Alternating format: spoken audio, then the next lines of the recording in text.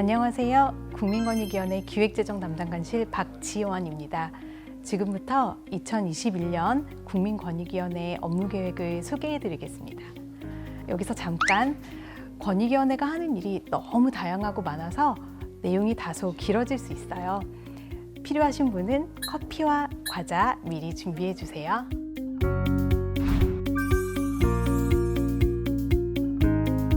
네, 2021년 국민권익위원회는 우리나라가 세계 20위권의 청렴 선진국에 진입할 수 있도록 반부패 공정계획을 지속적으로 추진하고 부패 공익신고자에 대한 보호도 한층 강화해 나갈 계획입니다.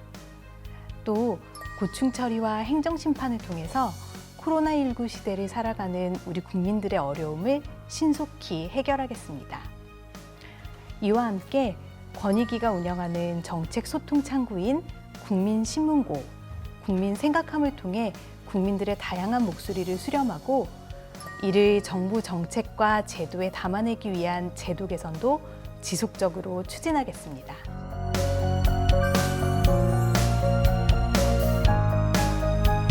네, 2021년 권익위는 사회적으로 문제가 되는 부패 현안에 대해 신속하게 실태 점검을 실시하고 개선 대책을 마련해서 동일한 사안이 재발하지 않도록 엄정히 대응하겠습니다. 특히 고위공직자의 권력형 부패나 국민 생활과 밀접한 지방 현장의 부패 빈발 분야를 집중 점검, 개선할 계획입니다. 또 공직자가 직무상 권한 등을 이용해서 부당하게 사익을 추구하는 일이 없도록 공직자의 이해충돌 방지법을 조속히 제정하고 청탁금지법 적용의 사각지대를 해소해서 공직사회와 정부에 대한 국민들의 신뢰를 높여가겠습니다. 하지만 국가청렴도 제고는 국민들의 인식과 우리 사회 전반에 문화적인 변화가 없으면 달성하기 어려운 목표라고 생각합니다. 이에 권익위는 학생, 청소년과 같은 미래 세대부터 국회의원과 같은 선출직 공직자에 이르기까지 청렴 교육을 확대해 나갈 계획입니다.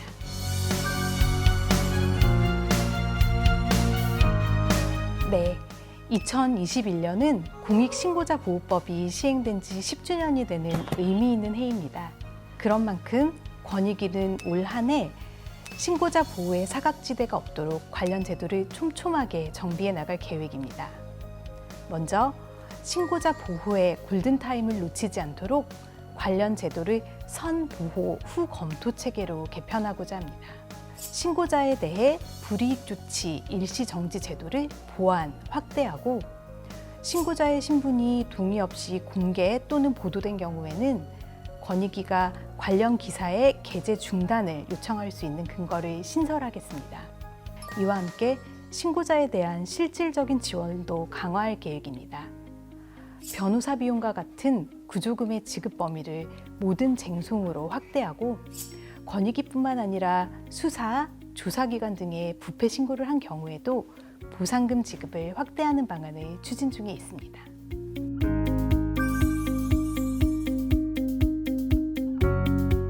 네, 권익위는 코로나19로 인해서 그 누구보다 크게 어려움을 겪고 계신 취약계층 그리고 영세 소상공인 등을 직접 찾아가 현장에서 고충을 듣고 해결하는 이동신문고를 대폭 확대할 예정입니다. 또 전국 80여 개의 한센인촌의 열악한 주거 환경이나 신도시의 생활 기반 시설 부족, 군 사격장 훈련 중단 요청과 같이 사회적 파급 효과가 큰 집단 민원을 신속하게 조정해서 해결하겠습니다. 이를 통해 국민 고충이 사회적 갈등으로 확산되지 않도록 노력하겠습니다. 아울러 이 같은 집단 민원을 더 객관적이고 전문적으로 해결할 수 있도록 그 제도적 기반이 되는 집단민원 조정법의 제정에도 최선을 다할 계획입니다.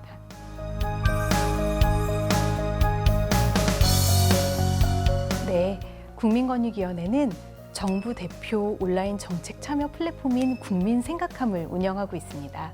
작년 한 해 동안 국민들께서 35만 건이 넘는 다양한 의견을 제시해 주셨는데요. 2021년에는 포스트 코로나 시대의 사회 안전망 강화 방안, 기후변화 대응을 위한 2050 탄소 중립 추진처럼 중요한 정책 이슈들을 국민 생각함의 토론 의제로 제시할 계획입니다. 그리고 쟁점이 되는 정책 현안에 대해서도 국민들의 다양한 의견을 균형 있게 수렴하고 국민과 함께 국민의 눈높이에 맞는 제도 개선 방안을 만들어 가겠습니다. 국민권익위원회는 2021년에도 반부패 공정의 토대를 더욱 단단히 하고 국민들의 고충을 가장 가까이에서 듣고 해결하는 국민에게 힘이 되는 든든한 권익위가 되겠습니다. 감사합니다. 구독과 좋아요 눌러주세요.